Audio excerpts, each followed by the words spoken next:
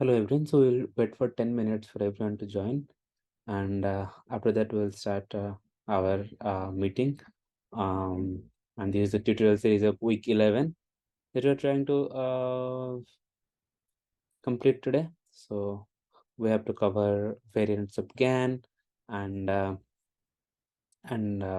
this the problem of mode collapse was discovered and how it is resolved. And after that, we'll move on to disentangled representations. And the disentangled representation will cover with factor V and beta V and how this GAN came in and gave it a boost. So we'll start with week 11 in a few minutes. So I'll wait for everyone to join. And once a few people join, since we will start our session formally. Okay, thank you.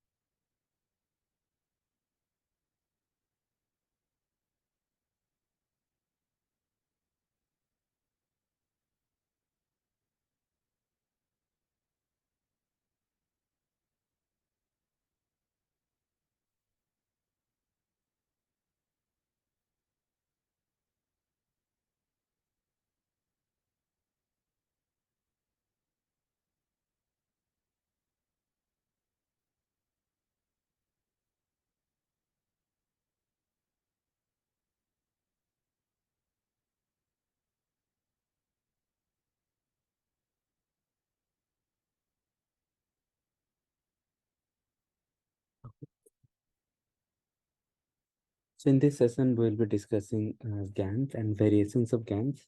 So before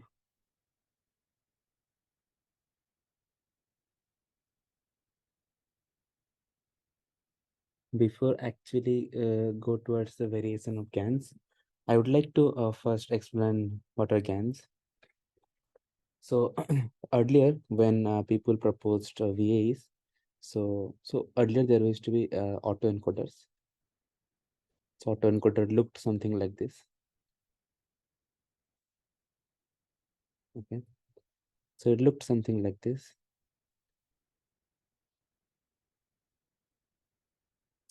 So you give it an input. Let's say a picture of a human. It will calculate an intermediate representation. Let's this is X. The intermediate representation is called Z, and it will output something we name it as X hat, and the output would be a perfect reconstruction of the input. So when we train this with a lot of examples, lots and lots of examples, what happened is that it sort of tried to learn let's say there are like C classes of this input, and each have a specific structure. This is C1, this is C2, up to this is Cn. So let's say let's say there are C classes, sorry, N classes, and and each class has a different structure. So what happens is that in an autoencoder, the autoencoder learns the structure, or I can say a specific uh, mean and standard deviation of the distribution, or you can say an average or a very uh, mean representation of the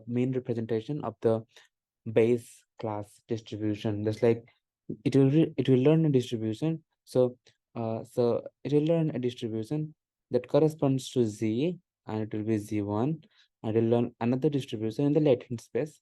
This corresponds to C2, it will be Z2, and so on.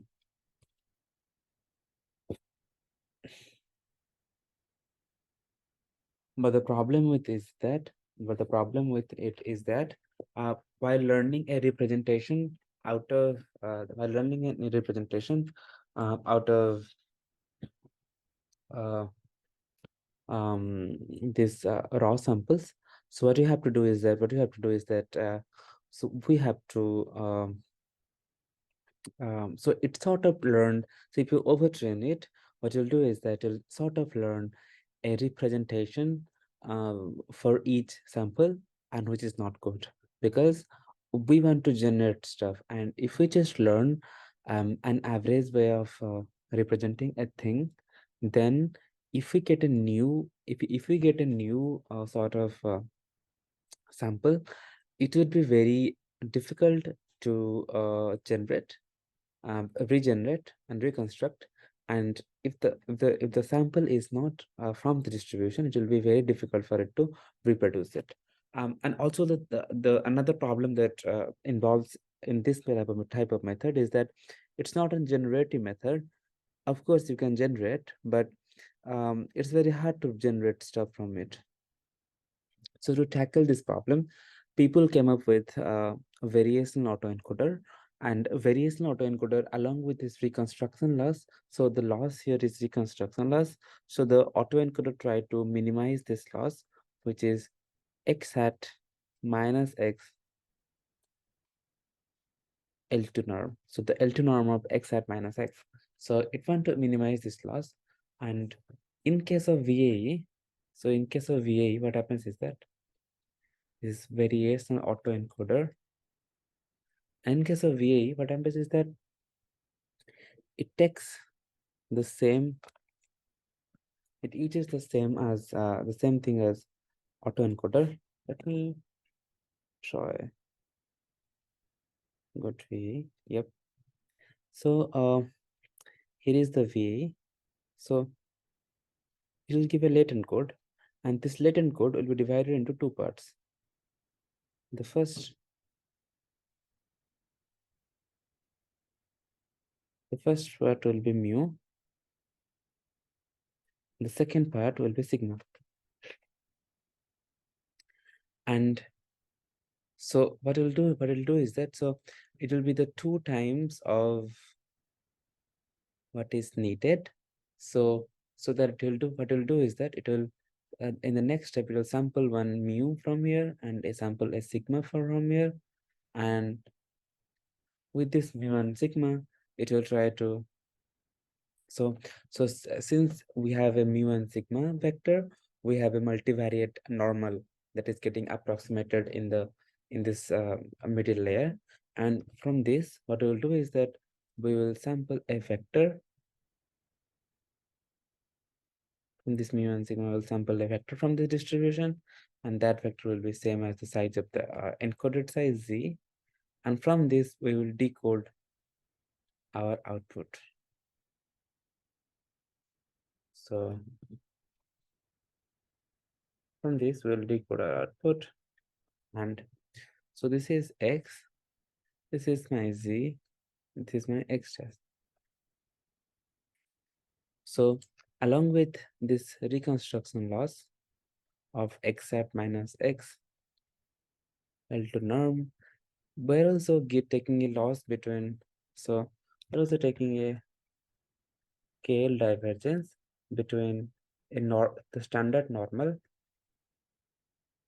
and this distribution, like the distribution that involves, let's say, like the distribution that involves is mu and sigma. So we're trying to make this distribution as close as to standard normal distribution.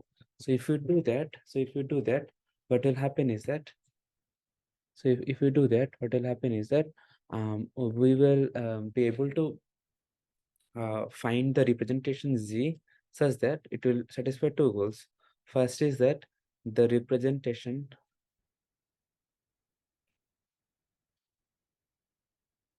will be good enough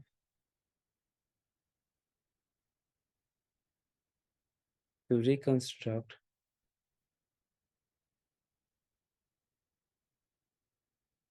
original image from it. And the second is that the representation will be a close approximation of the latent layer, close approximation of the standard normal distribution.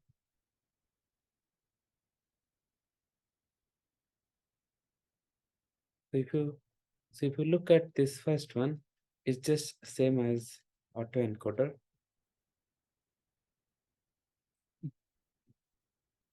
Same as autoencoder. But if you look at the second goal, it's saying, if you look at the second goal, it's saying the close approximation of the normal distribution. That means if you have a standard normal distribution, and if you sample any point out of it, it's a multivariate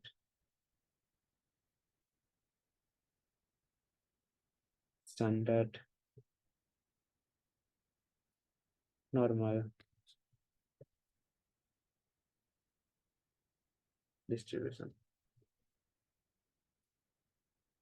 If you sample one point from the standard normal distribution and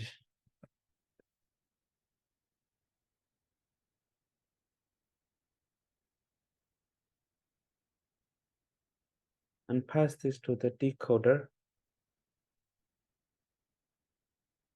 it will reconstruct an image for you. So this image will be a new image, and it will not belong to the dataset D. What happens is that in this method as well, like we can generate stuff just by sampling different pair of points from this distribution. So if you sample different points in the distribution, you'll get different um, um, uh, representation in the output space. The reason why I'm trying to tell this is that the reason what I'm trying to tell is that this is not the way. So this is sort of, yeah, the reason that why I'm telling you is that because this is generally not involve anything with the GANs, but the things that we'll cover now will related to that, and we'll cover things about this autoencoder in the latter in this session. That's why I'm just like, doing this thing so that you will become more comfortable with this. Okay.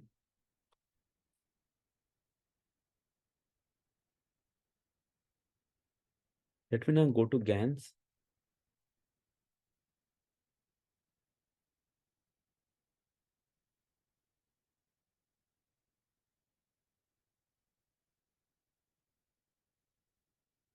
So GANs was something that was discovered in 2015, and it was, I think, parallel with VAEs, or it was a separate thing that was discovered. So what GANs tells us is that, so they say, let's say you have a bunch of images.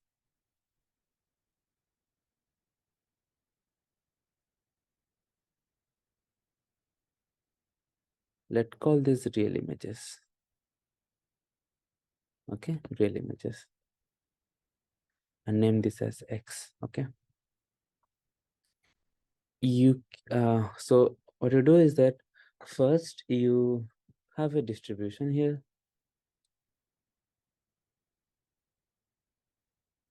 D, and it's a random normal distribution, standard normal distribution.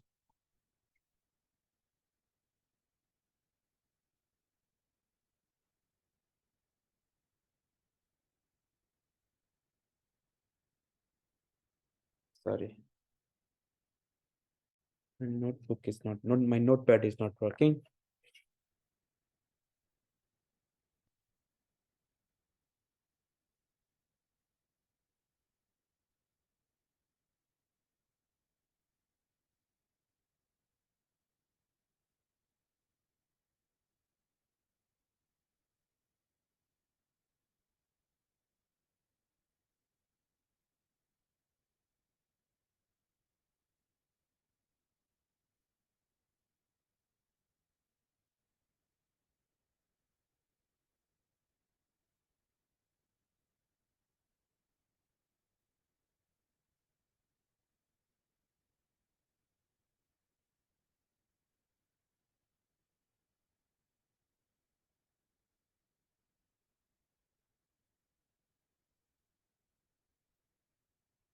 There has been technical difficulties.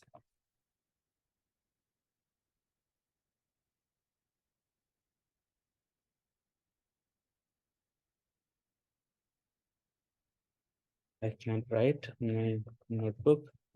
I'm not sure why.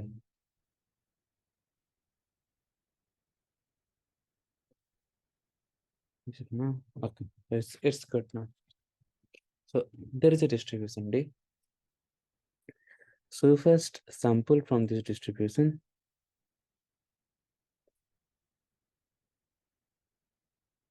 a random vector.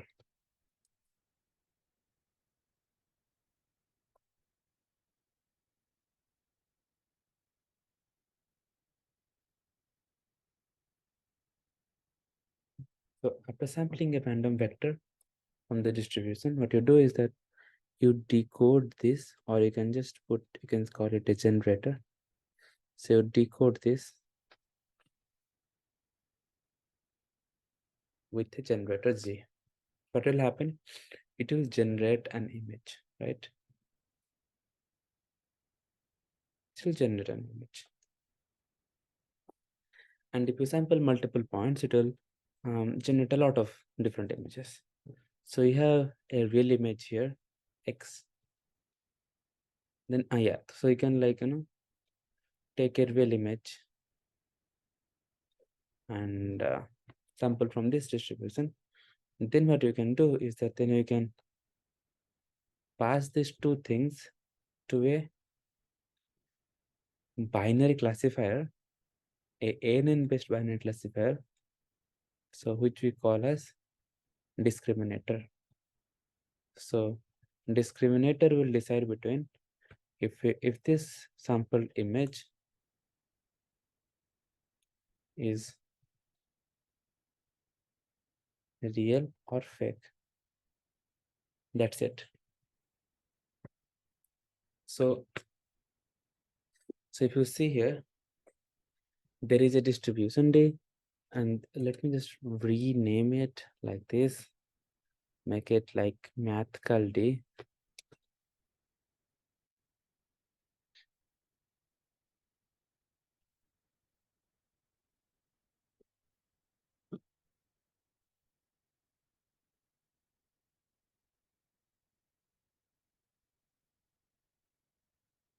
And okay, so there is a distribution D, which is a bold D, and there is a mathcal D, which is a like curved D. That's for discriminator.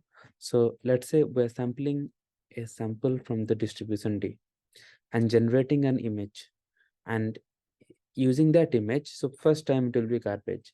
So using that image, we're just passing the two of the image to the discriminator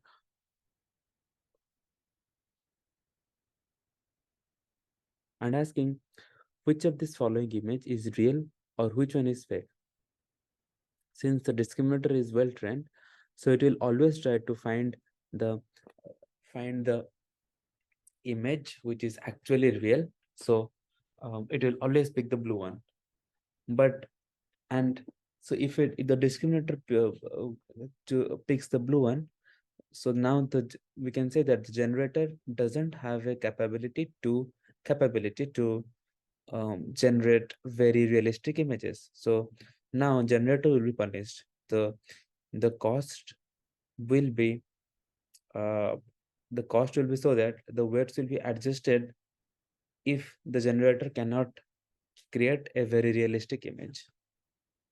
Let's say in one iteration, generator created a very realistic image. It's looked like just a real image. So what will happen is that the discriminator will get confused, and he will say the generated image as the real image.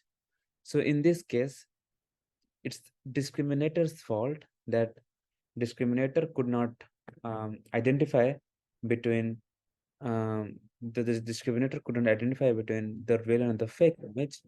So the loss will adjust the weight of discriminator to make it more efficient.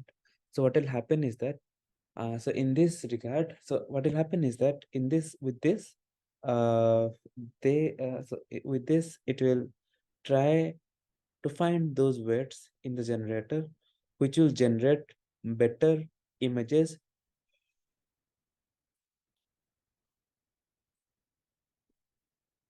with every iteration. And in case of discriminator, it will try its best to generate to discriminate better between the real and the fake image. So this is called adversarial loss or adversarial training, where the uh, uh, where both the models are competing against each other, and both of them are adversary of each other, and they are competing against each other. So by competing them against each other, they will improve accordingly, and they will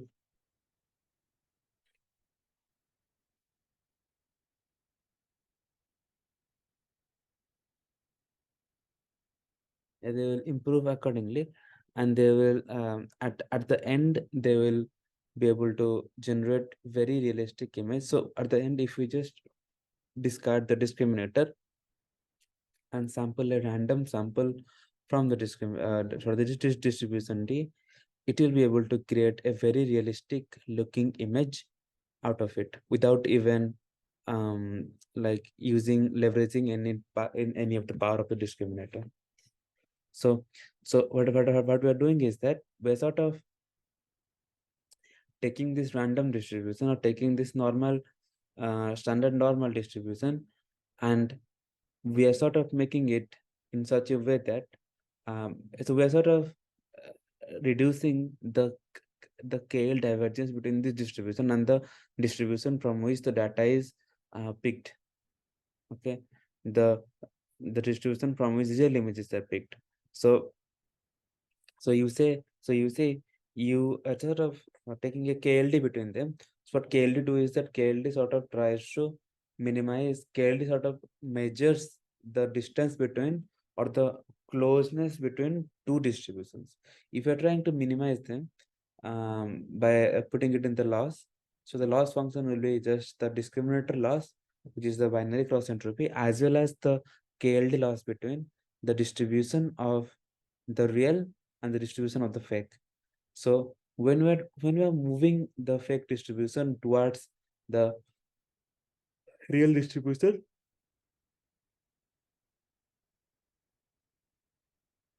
when I'm putting this KLD in the loss, it is trying to minimize the loss, and the KLD distance between the real and the fake will decrease. Since the real ones we cannot change because it's fixed, we can just change the fake distribution, and well, by making the distance smaller, we're making the real distribution, fake distribution, go towards the real distribution, and thereby sort of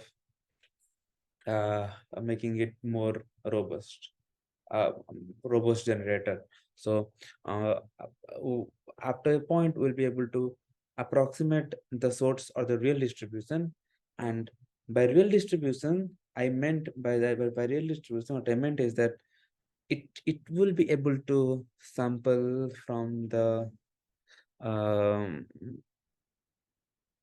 random thing, and it will be able to uh, uh, generate a very nice looking realistic picture out of it. So this is the idea behind GANs. If you have any questions, you can post it in the chat box, or send me or ask me by unmuting yourself.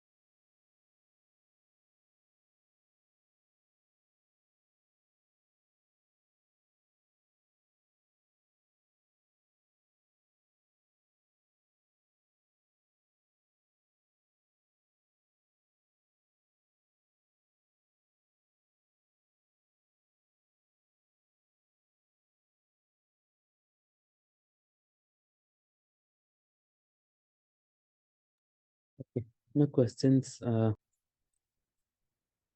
We'll move on to the next part where I'll be talking about some of the advanced variants of GANs.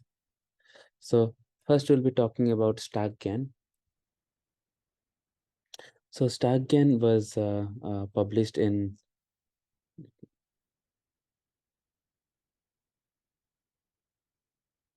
So stack GAN was published in maybe this is not the place I can find where it was published. Let me see the references. This would be a reference.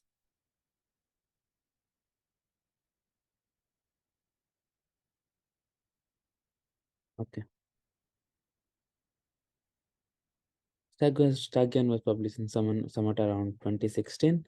So the name stack says it all. So we have to stack different GANs to make it. We have to stack different GANs to make it um, um, work. So what we do is that in the first stage, we generate low quality image by sketching a primitive self and coloring the image with a simple color block out color block out based on the text description provided.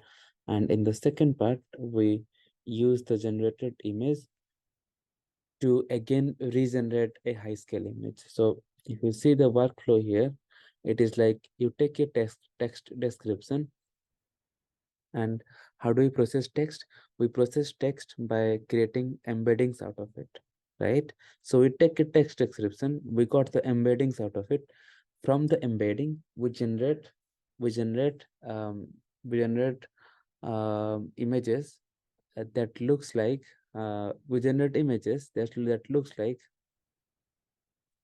that those are very small images, like with a very with very small description of things. And we got those images, and we call them like tiny images with 64 cross 64 images. And these images will not be very high resolution. So the generator will take the embedding and generate this image, 64 cross 64 image. And the discriminator will say if this image is like real or fake. So in the second step, we'll take this 64 cross 64 image, and we'll generate a bigger image, which is 265 cross 256 for 256 image. And we'll again have a stack of real images, and we'll use that real image to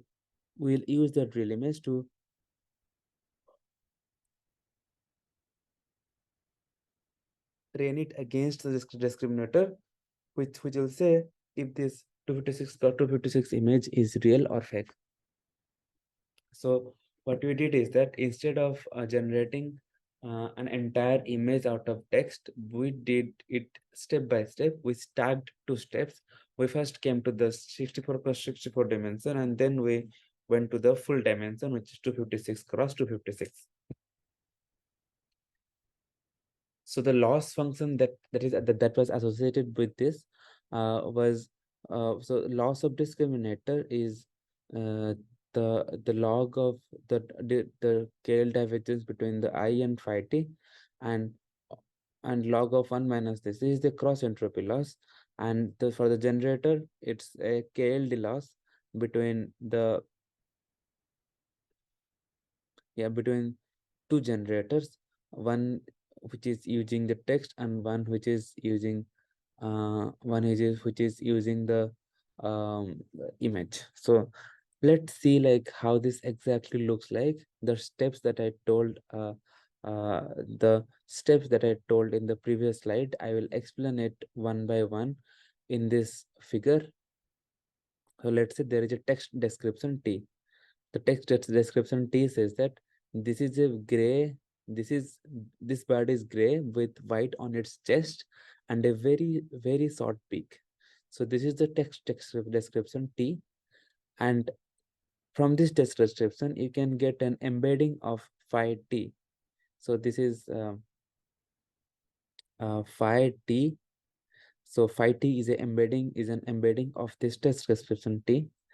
And from this embedding, you can divide it to get mu and sigma. So what mu1 sigma gives? Mu1 sigma gives you the mean and standard deviation of a distribution. So since it is multidimensional, it will be a multidimensional distribution. Why do we need this?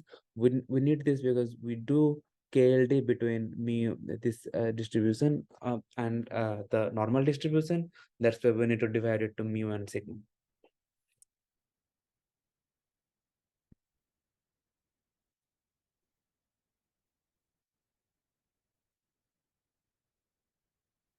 What we do is that we sample a noise from the standard normal distribution. Then we multiply this with the sigma, and we got the sigma now, and then we add it to the mu that we have uh, got from here, and as a result, we got something we call it cell state, and we named it as C0 hat. C0 hat. Then this is the stage 1 generator G0 for sketch. So we are first make, so how do we create a paint an image? We first paint a sketch of an image, then we, before creating a full-fledged image out of it. So in this method also we are creating a small sketch, and from this small sketch we will improve this to a full-fledged image. Okay. Okay. So we have the cell state here, which is a representation of the text. Along with that, we add a noise that was sampled from this normal distribution, and this noise is concatenated with the C0, and we use this to and we pass this to the thing to the generator, and generator sort of upsamples generator now upsamples this vector and generate us a 64 cross 64 image. So this 64 cross 64 image now is a representation of what you can say is text description as well as a noise vector. So this is the 64 cross 64 result on the top, and we use a discriminator to discriminate between this generated 64 cross 64 result from uh, 64 cross 64 real image.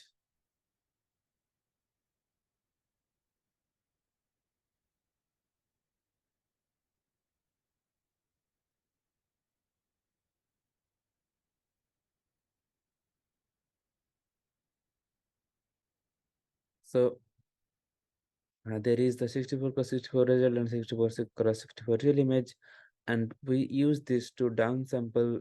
So we use this uh, so we use this to downsample our image. So sorry, so we use this to pass so train the discriminator, and we pass all these images to the discriminator, and the discriminator will discriminate between this real image and the result that we got from the generator. So after uh, like uh, uh, getting it downsampled, we pass it to a binary classifier, and this binary classifier tells us if this image is real or fake.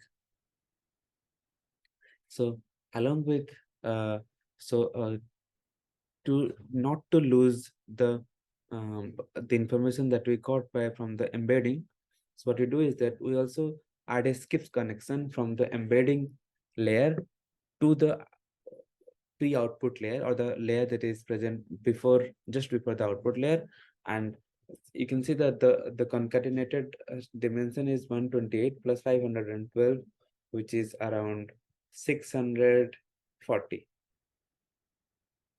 Okay, 640. And now what you have is that we have the second generator, or the stacked version of the generator. So in the second generator, what we are doing is that we're passing this 64 plus 64 image that we got, stage 1 result, as well as we're conditioning it with the text embedding that we have. So CRAS. So we're conditioning this with this text embedding, and we are now uh,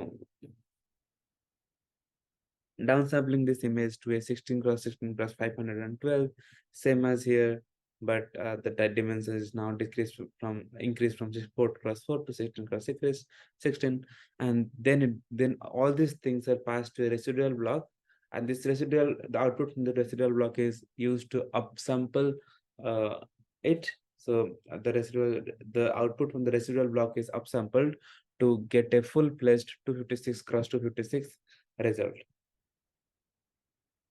By using this result, so what we can do is that we can take this result and we can take the actual image, then we again downsample it and again put a discriminator or denote it as discriminator 2, and also like we put the embedding sigma t for conditioning, and we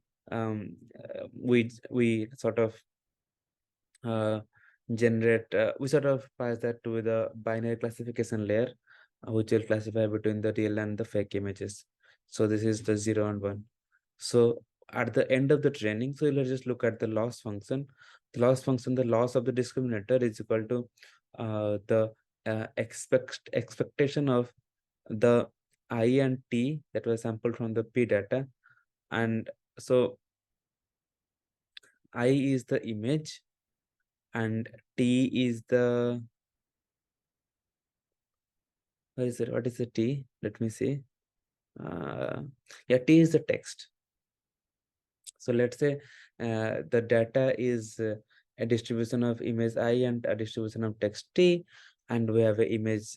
So let's say we sample an image I and T from the data, and so the discriminator loss will be the log of D is distance, I guess. The distance between input image and the log likelihood of distribution of image I and phi t. Phi t is the embedding, and again this is 1 minus that one. So this is the discriminator loss, and in the generator loss we have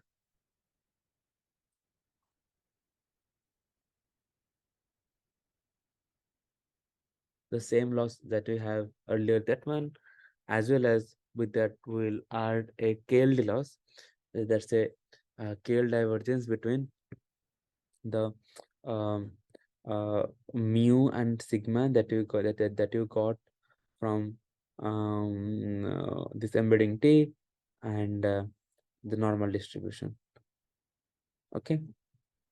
So after training, the pipeline will look like it will go till here, 64 plus 64. Then again, without by skipping this discriminator part, we'll again pass all this method to the next generator, and we'll get this image. So we'll chop down this to discriminator and we'll be fine. This is for training only.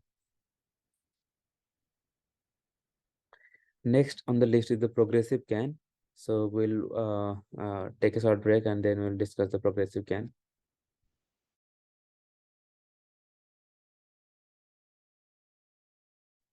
So next on the list is ProGAN. So ProGAN is short for progressive CAN. And so what we do is that we grow both the generator and discriminator progressively to get very realistic images. So starting with the from the leftmost part, what we do is that we say that there is a latent layer G. There's a latent code, and we have a generator G that takes in 4x4 image. That generates 4x4 image. So what you will get is that we'll get a very blurry image that you see with just pixels in the left hand side here. And this will be passed to the discriminator, this pixelated image and the real image, which are 4x4, and it will tell if the image is a real or a fake. So now this is trained. Now we'll increase the size of the generator to make it 8x8, and this 8x8 image will be passed to a 8x8 discriminator. This 8x8 discriminator will it's not a 8x8 discriminator. We can say that it's a discriminator which takes in an 8x8 image, two 8x8 image. One is real and one is fake. So now it will be able to generate very realistic images, but which are very small, like 8x8. Eventually, if when we increase the number of layers and when we increase the number of dimension in each layer, we can see that after a certain time, we'll be able to generate 1024 plus 1024 images, and we can pass this 1024 plus 1024 image, or you can say HD image, full HD image, to the discriminator, a real full HD image and the generated full HD image, and we can safely generate a very we can safely say that which is real and which is fake. And as we aggressively train these models, we can generate uh, very realistic images, and which is full HD. So this is the first step towards generating very high resolution images, that is full HD images. So along with this, it also talked about a uh, different sort of mini contribution that they made. They also made like 2 3 other contribution to the way they trained. So first one is miniverse standard deviation. So the miniverse standard deviation for each feature. So what it is that for standard deviation for each feature um, in each spatial location over a mini batch computed on average, it is concatenated with to all spatial location at the later layer of discriminator. So for a convolution network, we have filters, right? So for each filter and for each spatial location over a mini match, we computed the standard deviation. So earlier we used to just compute the batch normalization standard deviation constant, and here now we're just uh, calculating the standard deviation for each feature in each spatial location over a mini match. And because if the generated image do not have the same diversity as a real image, the value will be different and therefore will be penalized by the discriminator. So the reason for their creating, so what is standard deviation? For first of all, standard deviation measures the way samples are distributed in a distribution. So let's say the standard deviation is very high, that means the samples are very different from the mean. So if the standard deviation is very low, we can say that all the samples are concentrated around the mean. That means all samples, all of the samples are somehow a mean, like somehow uh, represent the mean of the distribution, and not a variety of things can be found in that manner. So, so to introduce this variety in distribution in each spatial location, not that in each image and each spatial location, what we do is that we take the standard deviation for each filter for in each spatial location. So every filter will also give us a priority for generating different images. So with that, so if the generated images do not have the same diversity as the real images, so since it will give all the possible combination of the real image, so it will take the real image, it will look into, so if I just draw it, it will look like this. So let's say there is an image and there are a couple of filters. These filters are going all over this image.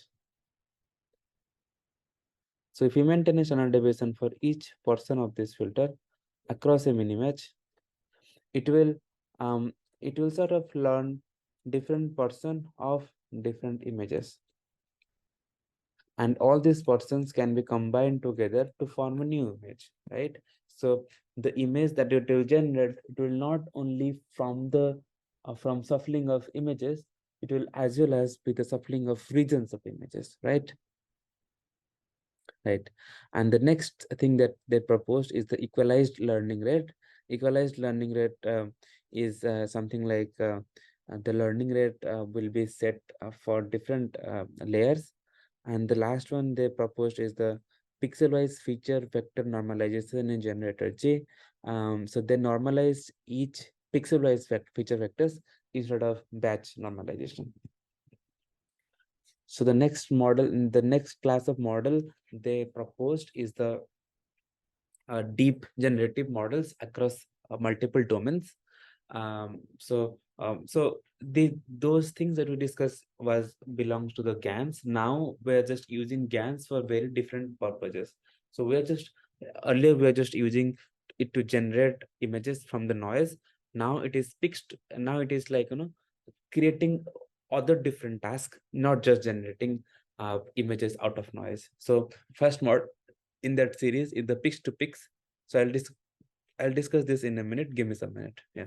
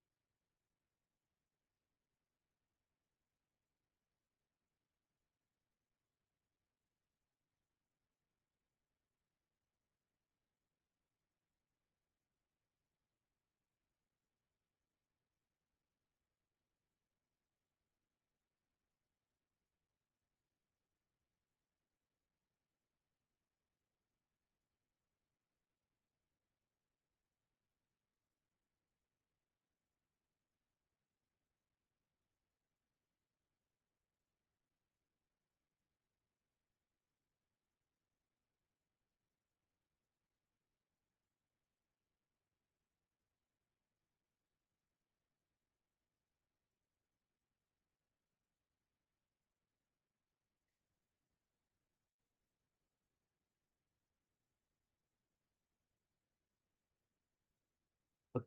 So we talked about how to generate different images out of random noises.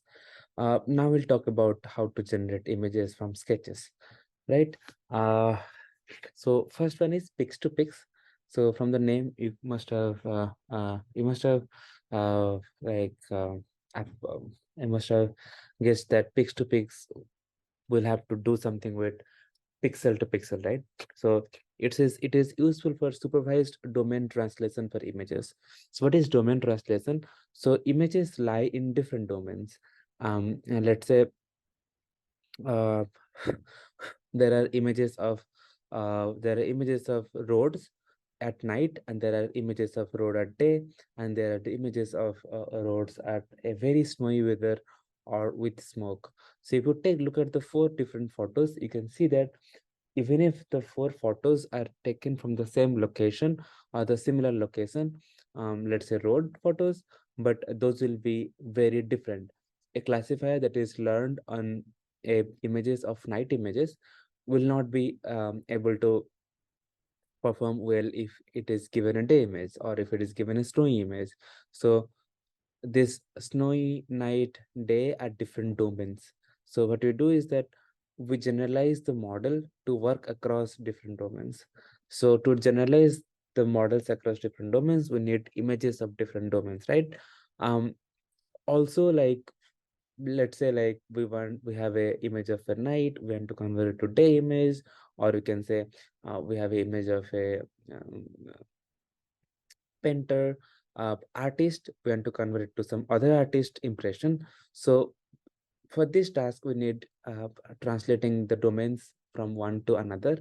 Um, uh, so it it does this task from a pixel level.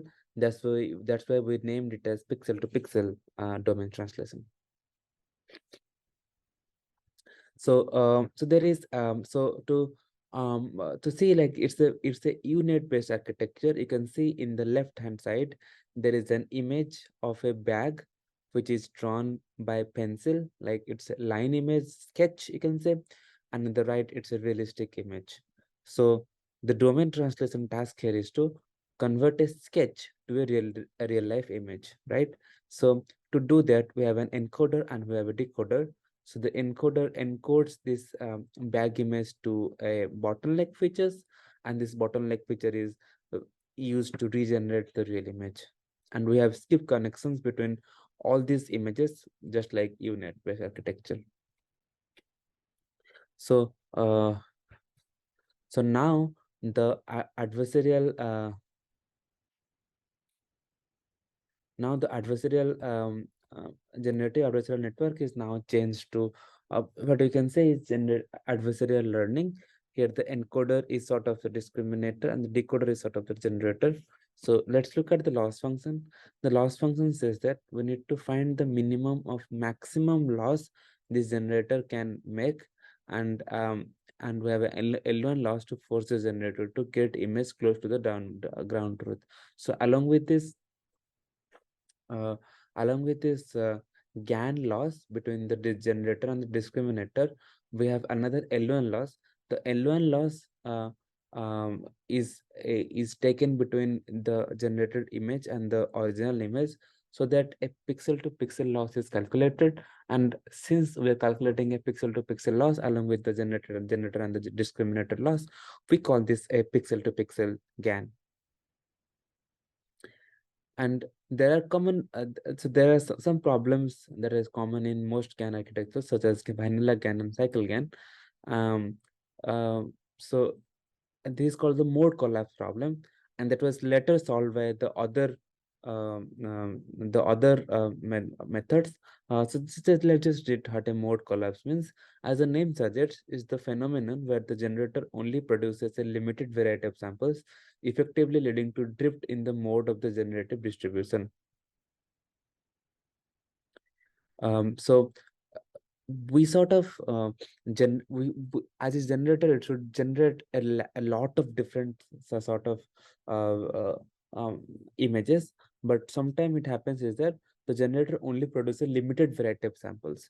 It doesn't generalize to all of them. So which effectively lead to drift in the mode of the generative distribution. So what mode means is that like how many samples we have, maximum sample that we have per class. So so this affect this affect that. In particular, the discriminator D becomes so powerful that the gradient associated with generator D approaches to zero. Effectively, this means that the generator tend to produce images that fool the discriminator the most. This lead to both G and D to jointly overfit the training data. So if the generator is powerful enough, so it can discriminate between the real and the fake. To fool the discriminator, what we do is that the full discriminator, the generator will generate only those images which it has most confidence on. That is, which it has like, which can be oh, let me give me a minute. I'll just grab the headphone.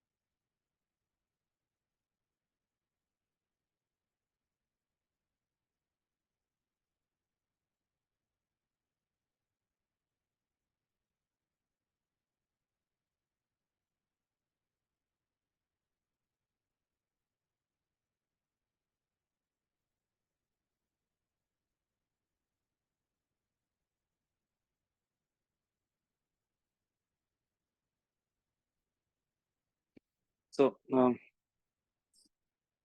so what will happen is that the generator will now first, generator will first, uh,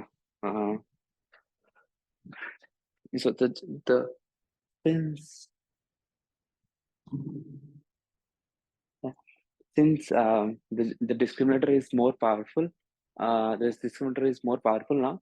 It will be able to discriminate between all the uh, uh, um, original and the real images.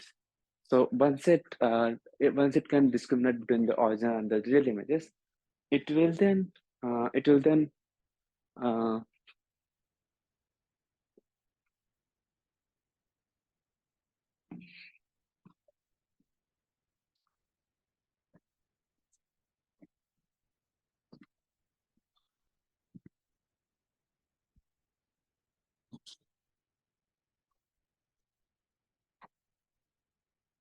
yeah, it will then it will be more powerful, and the two, and since the generator and discriminator are competing against each other, it will first start to generate images which it has more confidence on. So let's say you're playing a match, so you'll always go for the thing that you're most confident on, right? That's why the generator will do the same thing. It will then go for the images which it has more confidence in, and by going for those images, it will start to generate very similar images, and it will reduce the variety that it was generating earlier. So what it will make is that, so what it will make is make the in conclusion is that effectively this means that the generator will tend to produce images that fool the discriminator the most. This leads to both Z and D to jointly overfit the training data. So it will sort of jointly overfit the training data, and so there will be overfitting, right? So the reason, so the why this happens, the reason is that the common reason is that it happens primarily when the discriminator is not updated frequently enough to match the update to the generator Z. Thus, D focus on minimizing the gradient of Z and doesn't repeatedly and does so repeatedly over iterations without itself being updated. This is because the idea of mass equilibrium in min-max games. So if you like if you like uh, okay, so let's just read the second point once again. The Thus, D focuses on minimizing the gradient of Z and doesn't repeatedly over iterations without itself being and does so repeatedly over iterations. So the D now updates the generator Z without it being updated. And so let's just and thus this is best of the best of ideas. This is best of ideas of Nash equilibrium in min-max games. So in min-max games, what happens is that the Nash what Nash equilibrium says is that um, if you uh, if you look for individual if you look for individual um, so in a group event, if you look for if you maximize individuals contribution, if you try to maximize individuals reward, you will lose. So what you have to do is that you have to maximize individual reward and as well as the group reward so that the group will also excel. Here it is just focusing on an individual effort, not in a group effort, right? So at this point, the gradient effectively becomes independent of the latent, which leads to limited diversity in the data generated by the Z. This was the reason. So to accommodate this, they created the Munit GAN, and it sort of overcomes the mode collapse problem. So I'll discuss Munit GAN in later lectures. I'll give you this as a take-home exercise where you explore between explore what happens, how to tackle this problem. I have discussed this problem very briefly. Um, um, let's now talk about the disentanglement representations.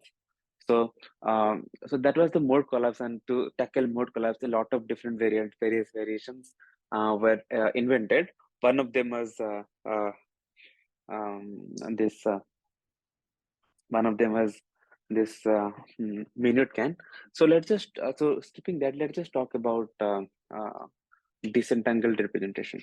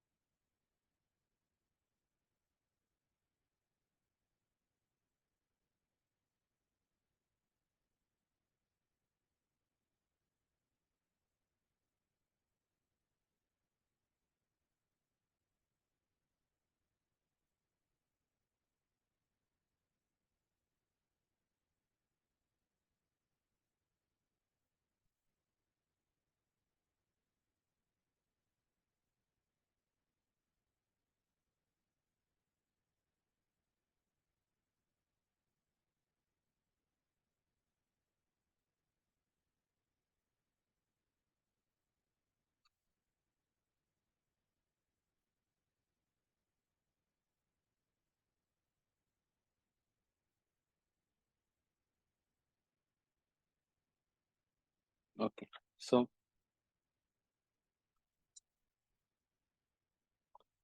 So while discussing about the disentangled representation, just think about how you are generating images out of random distribution.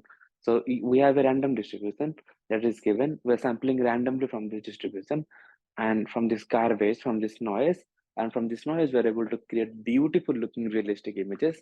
And there's the flex that we're doing with GAN. But let's say you want to generate a specific image. Even if not a specific image, you want to generate a tiger, let's say.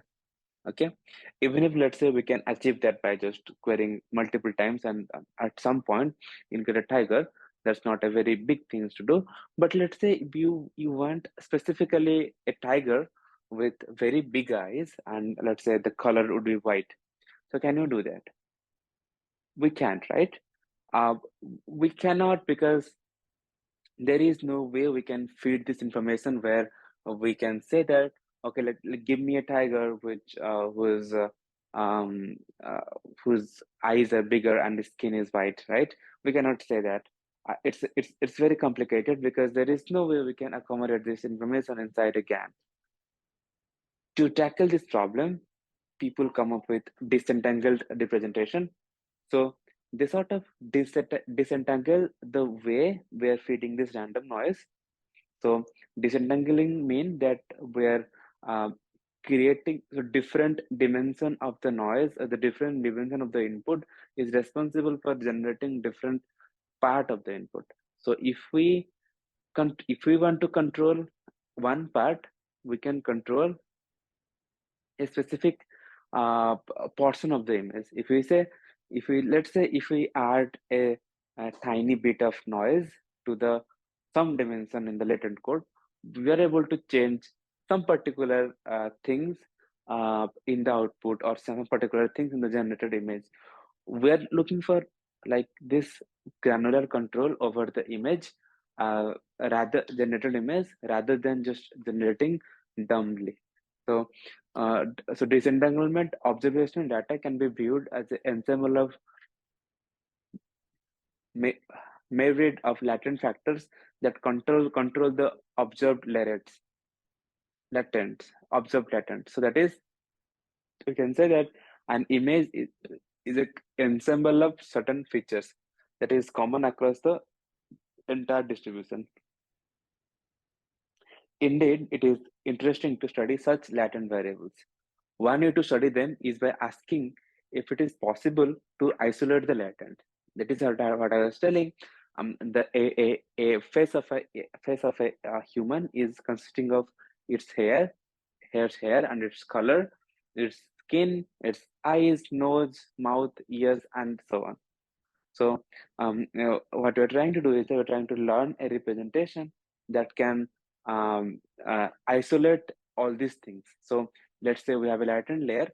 Can we isolate this latent layer and make it responsive, make one or group of latent layer to be responsible for generating different parts of the image? Can you do that?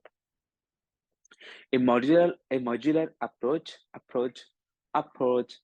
to observe, intervene on the latent would help us control the latents individually without having to worry about the effect of the others. Since VAEs are traditionally used for extracting the latents, introducing disentanglement in them is a natural choice. For example, beta VAE. So as I said earlier, is that VAEs, the way we discussed VAEs, is that because we wanted to the way we so I discussed VA because I wanted to give a brief understanding of VA before discussing its variants such as factor VA and beta VA. I'll discuss beta VA now, then I'll discuss the factor VA, and with that we'll conclude our discussion for today. But before that, let me see what is this beta VA is consisting of. Okay, so beta VA says that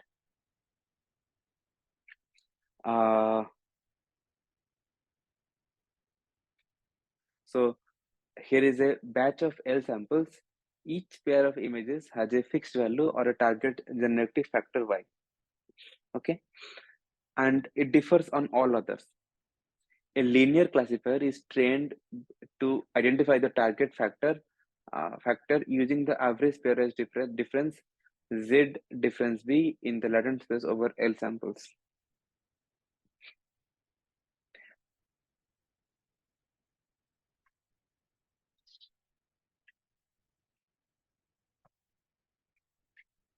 So to discuss this in the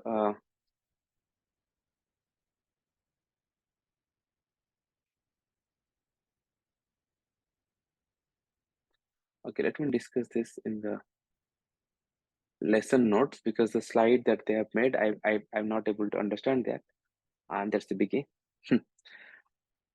Okay, so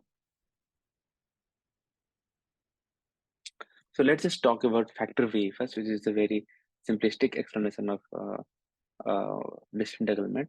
So what will happen is that, so we have this formal autoencoder that is there, or the VAE as you say. So VAE has a latent layer.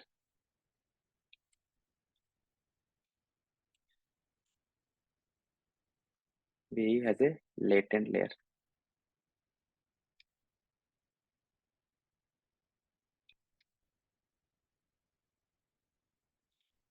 So when I pass an X, get a Z out of it, and at X dash, what happens is that we sort of create a we sort of create this, like the loss function is consisting of X hat minus X and its L2 distance. Okay. So when we did BA, we added a loss of KLD between the normal distribution and the this distribution of Z, right? So let's say we call it loss of VA. So for factor VA, let's say for the loss of factor VA, what we add is that, so we want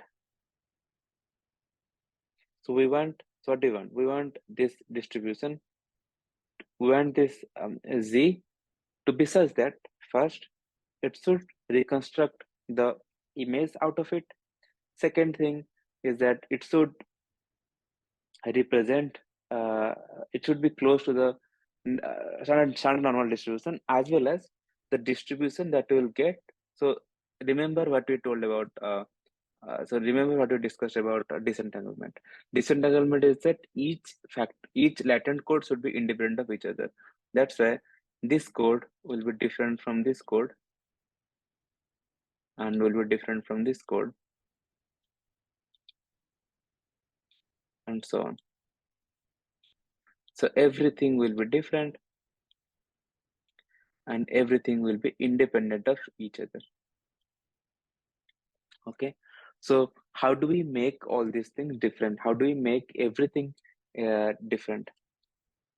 So if you're into probability, uh, if you want the distribution to be independent of each other, what do? You have to write this. You have to satisfy this constraint. The probability of the union of Z I equals to 1 to n, Zi will be equals to union of 1 to n probability of Zi. You get what I'm trying to say, right? So